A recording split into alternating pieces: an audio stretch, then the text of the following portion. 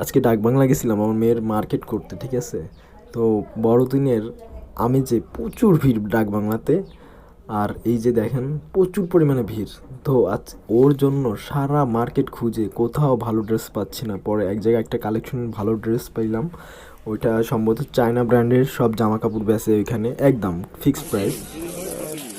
পাল্টাইতে হবে না, কারণ এর 0 থেকে শুরু হয় 6 মান্থ পর্যন্ত এটাই ব্যবহার করে, তার শীত থাকে মাত্র 2 মাস।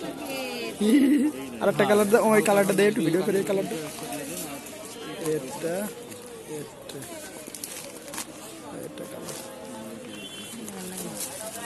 1180 না ভাই?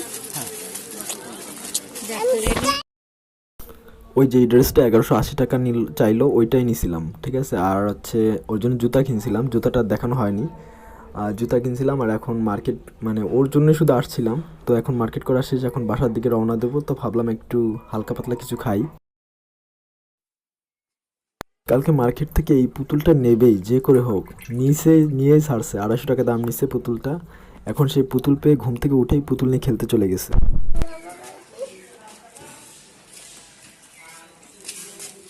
বাবা তোমার পুতুলটা কই দেখি, একটু দেখাও, কই একটু দেখাও, দেখাও তোমার পুতুলটা একটু সুন্দর।